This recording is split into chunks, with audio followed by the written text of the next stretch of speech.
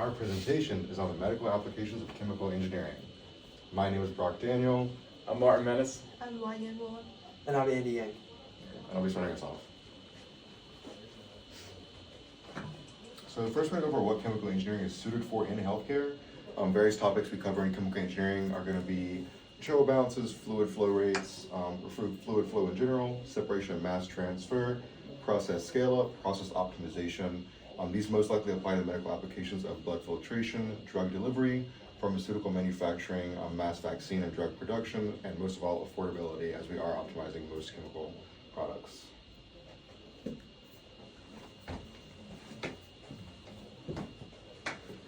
So the first part about chemical engineering in healthcare industry is pharmacology. So chemical engineering is key for production and manufacturing of drugs. Chemical engineering is important for improving the yield, stability, and purity of pharmaceuticals. And advancements in medical technology come from research and design in the chemical engineering field. So one aspect of pharmacology that chemical engineers are useful in is drug delivery. So engineers have a knowledge of fluid dynamics and reaction kinetics, which help them to design effective drug delivery systems. This involves different reactive systems which chemical engineers can develop models for, such as in this image, they're developing models for clinical and transitional studies. So chemical engineers also help with the development of precise technology to control and target drug release, which is also useful in the implementation and delivery of medicine. So engineers are also specialized in manufacturing pharmaceuticals, which means that they scale up from small scale to large scale methods for commercial distribution. Chemical engineers design, regulate, and process intensified equipment to meet manufacturing aims. So through the process of process intensification, they start with a simple model and then they build upon that into a large model which can be used for commercial use. The engineers also maintain quality production and help to ensure that certain regulatory and safety standards are met while manufacturing pharmaceuticals. So some recent developments in the pharmaceutical industry include nanotechnology to deliver medicine that is used to treat cancer and also provide a variety of systematic therapies. Advancements in mRNA technology include like mRNA delivery, especially with upstream manufacturing, that has been assisted by chemical engineers to help with the testing and treatment of COVID-19. Chemical engineers also use pharmacokinetic modeling to predict treatment effectiveness, which can save a lot of time and money used for clinical trials. And this leads to medical devices. So regarding medical devices, whether in production methods or mechanisms of action, most modern medical devices use various topics from chemical engineering. Most prominent examples that we're going to talk about today are dialysis machines and continuous glucose monitors, or CGMs. So the first one we'll talk about is dialysis machines, or artificial kidney machines. These machines largely use separation techniques to filter blood impurities from the patient's blood and return essential components back to the patient, whether it be electrolytes, fluids, or actual red blood cells themselves. It relies on semi-permeable membranes, fluid dynamics, and biocompatibility to make this happen. This machine essentially works as a mass transfer device. These devices work to move solutes from an area of high concentration to an area of low concentration. In this scenario, our concentrations would be a high level of impurities in the blood, going to a low level of concentration for the dialysate, which is going to remove the impurities from the actual patient's blood. I include an example of acid gas removal as just a chemical process commonly used in relation to not necessarily medical applications, but just an example. In this scenario, we're using a impure gas being ran through a reactor of sorts along with a amine liquid, which is going to remove the impurities, recycle that back out, while also we're doing a gas that is sweet gas, which is the cleaner version of it. So it's going to work similarly to just a mass transfer device, again moving from a concentration of impurities in a product, or in a, not a product, and then I'm going to take that out and produce a product that is pure, or at least removing the impurities from it. This is also the dialysis process for a similar that uses the acid gas removal for a mass transfer device. We're going to have a left side circuit, which is going to produce the dialysate, which is pure and without impurities. It's going to run past a dialyzer, which is going to take the patient's blood. It's going to interact with the dialysate and the actual machine itself, remove the impurities, return the pure blood back to the patient, while also returning the impure dialysate as a waste product likely to be recycled back into future use. So medical devices, again, CGMs. These employ semi-permanent subcutaneous sensors to measure the glucose levels in patients' interstitial fluid. These are likely used by long-term diabetics or diabetics who have been for life as an easier way to monitor their blood glucose. It's going to be a patch on usually the upper arm that's going to have a small needle always implanted into the patient for up to, I think, 15 days. And that will measure the blood glucose, have that return the levels to the patient, whether it be a phone or a sensor. It uses biochemical reactions to get this level of blood glucose, ranging from enzymatic to very odd ones that use scattering of light to measure how much light passes via either high levels of glucose in tissues or low levels of glucose, which does differ. Most retail CGMs that you're going to see are Dexcom and Freestyle. That's two big name brands.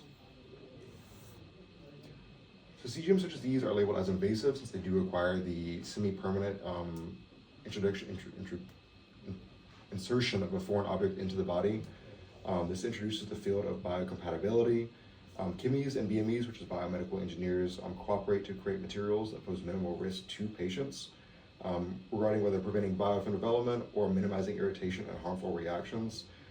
With the insertion of the object into the patient's arm for an extended period of time, we're worrying about rejection and also irritation or infection. Biocompatibility mainly attacks that issue.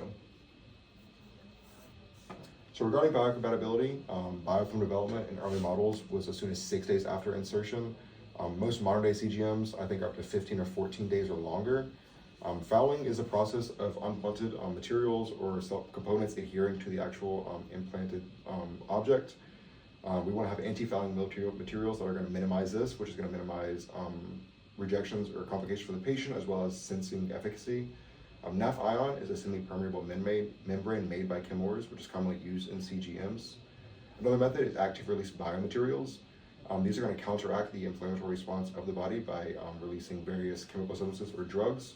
Most commonly is dexamethasone. It's a steroid, which is going to directly attack the inflammatory response and mitigate any kind of issues, just like flare-ups or irritation that would occur from the implantation. CGMs can also be paired directly with the insulin pump itself. These both work in tandem to administer medication to the patient. Insulin pumps are going to receive the measurement of the blood glucose from the CGM and then work to dose out, or at least the quantity of medication and timing of insulin to the patient automatically. The logic for the dosing, time frame, and quantity are going to rely on active readings from the CGM and also predicted readings using various equations, which are very complex and are still not fully fleshed out, but they are working on that. Paired devices read the outputs and react accordingly. We see similar logic used in process control in our classes ourselves, ranging from like adjusting pressure and temperature to control the reaction rates of chemical reactions. Normally we see that in process control. Here I included two graphs for us. The top graph is going to be the blood glucose of the patient throughout the day. Bottom graph is going to be the how much insulin is injected by the insulin pump. These large bar graphs are the amounts of insulin. The two yellow circles we're going to see are the carb inputs by the patient themselves. So we're going to see, following a large carb input, we're going to see a large insulin dose as well. And again, a spike in insulin at these certain times as well. And then even though no carb input is input at other times of the day, we're still seeing an injection of insulin. This is going to essentially work to kind of keep a baseline level that is healthy to the patient while maintaining active glucose levels. We'll move on to future developments.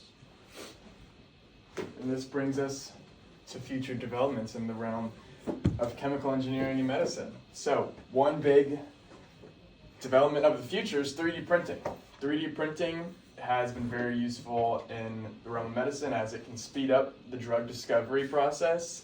As personalized pharmaceuticals become more and more popular, the 3D printing process helps individualize the healthcare system as the 3D printer can enhance the development of an active pharmaceutical, which is the stuff in the drug that actually does all the work. And with 3D printing being so efficient and fast, it can actually create drugs for individual people rather than like a one-size-fits-all drug. 3D printing also helps the efficiency of the batch of drugs and maximizes the efficiency of all those drugs produced. And the 3D printing process that is used now is a fused development modeling system with a liquid handling element. Now this system was actually put on the original RipRap 3D printing system, and that's how they create their compounds and also the organic material. 3D printers have actually made lots of organs like the stomach or like the intestine, which is very useful in toxicology and drug response testing, as they can use those 3D printed organic organs to test the response of drugs instead of having like a person test it or like an animal test it. And a couple of challenges that they're dealing with now are struggles in heat tolerance and solvent compatibilities. Another future of development is in the realm of immune engineering.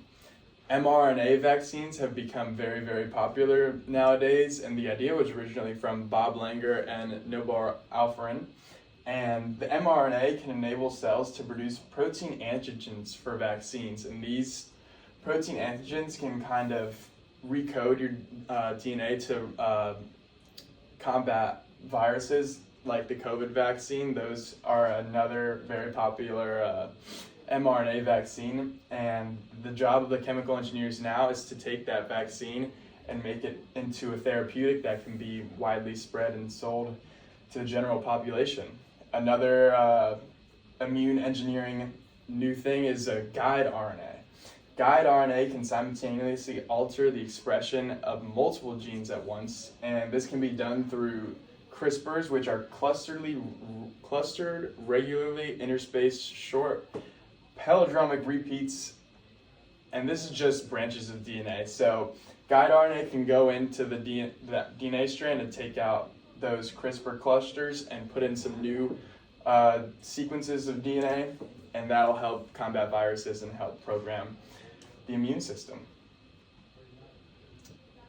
Another very helpful thing in medicine is these engineered antibodies, and these are proteins in your immune system that are developed through a molecule that can enhance the production of other antibodies and antigens and just really boost your immune system. Chemical engineers are trying to generate the most efficient molecule for this production, and these proteins tend to be very, very unstable, and they tend to not last very long. And a possible solution for this is in the area of the thermodynamics of water.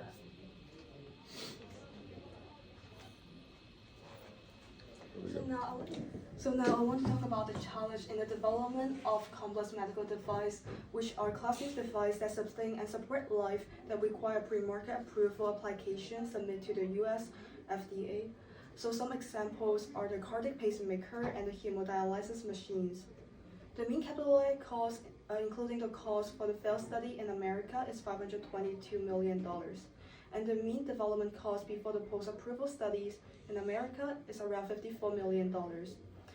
The cost for the development make up 5.2% of the total national health expenditure in America, which make America the largest market in the world. However, the high cost in the development can also pass down to the patient, leading to higher cost in treatment. So from a chemical engineering perspective, this challenge can be solved by optimizing less expensive and durable material while maintaining the quality and function of the medical device. Also improving the durability and reusability for lower long-term costs, and also redesigning the manufacturing process to reduce the consumption of water and energy. Another challenge in pharmacology is the pharmaceutical manufacturing waste, which are the unwanted residual or effluents that contain active pharmaceutical ingredients and volatile organics from the manufacturing process. So these kind of wastes are usually discarded as liquid form, and In some countries, these wastes are dumped directly into the water bodies, which can contaminate the soil and the groundwater, affecting the drinking water. So these kind of wastes usually contain a high level of biological oxygen demand and a high level of chemical oxygen demand, which means that this kind of waste require a high amount of oxygen to break down. Also, this waste can bioaccumulate in the body cells, causing cancer and metabolic disorder, which can also happen in plants and animals. So from a chemical engineering perspective, this challenge can be solved by minimizing the use of harmful substance in drug synthesis, designing drug with biodegradable substance, developing wastewater treatment, and developing plans for proper disposal of waste. And this is the end of our presentation, and these are the references that we used.